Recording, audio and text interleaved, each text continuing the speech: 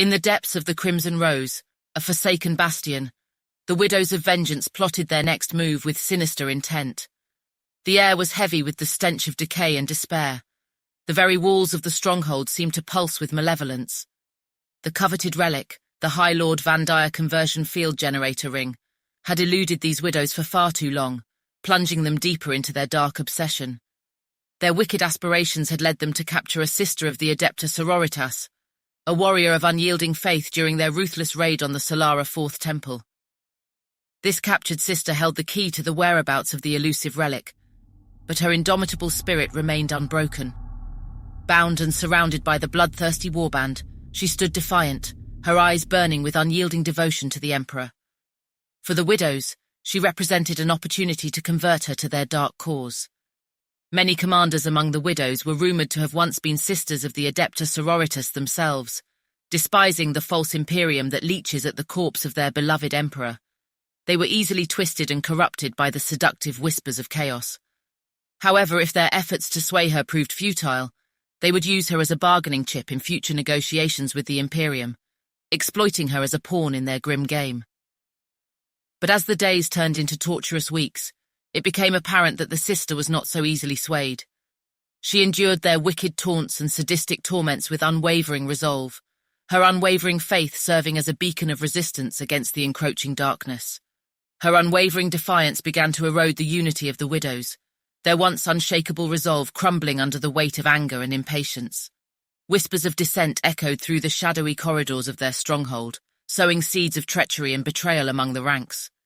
Some began to question the wisdom of keeping the sister alive, viewing her as a threat and a liability.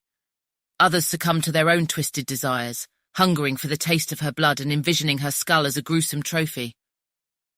The sister watched in horror as the Warband, once united in their pursuit of vengeance, descended into chaos and madness. Heated arguments erupted, their shared purpose forgotten in the maddening thirst for violence. The Crimson Rose transformed into a den of treachery and deceit, its once hallowed halls now stained with the blood of fallen comrades. Recognizing the growing danger that lurked within their midst, the sister knew that her only hope of survival lay in seizing the opportunity presented by the Warband's internal strife. She bided her time, waiting for the perfect moment to escape from the clutches of her captors, each passing moment punctuated by the agonized screams of the tormented and the deranged laughter of the mad. And then, in a whirlwind of rage and madness, a fellow widow turned on her sister, blades flashing in the dimly lit chamber. The act ignited a spark of violence that engulfed the Warband as their own dark desires overcame them. Seizing the chaos as her chance, the sister broke free from her restraints, sprinting through the labyrinthine corridors, her heart pounding with fear and desperation.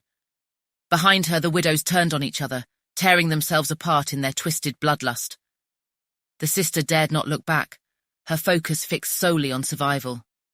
She navigated the treacherous halls, every fibre of her being honed by years of warrior training guiding her every step.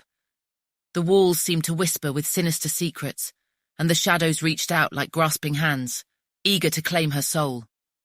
As she neared the exit bay, a lone widow, her eyes gleaming with madness and hunger, blocked her path.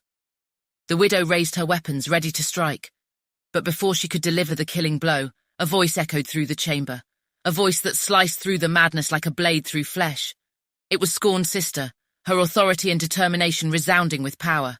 "Stand down, let her go!" commanded Scorn's sister, her voice laced with the twisted authority born of chaos, her eyes aflame with the hunger for power.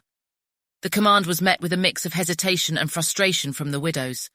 They had been consumed by their own bloodlust, their unity shattered.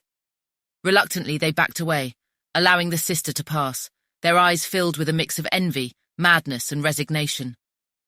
With her path momentarily cleared, the sister sprinted towards the waiting shuttle, her heart pounding in her chest.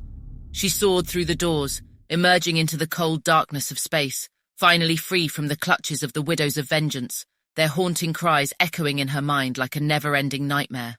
As she disappeared into the void, the sister carried with her the horror she had witnessed the infighting of a once-feared warband, driven to madness by their own depraved desires. The widows had become victims of their own bloodlust, their pursuit of power consuming them from within, their souls forever tainted by the darkness they had embraced. The sister knew that her escape was merely a temporary reprieve. The Widows of Vengeance would not forget their failure, and they would inevitably seek her out once more, their vengeance fueled by the darkest of desires.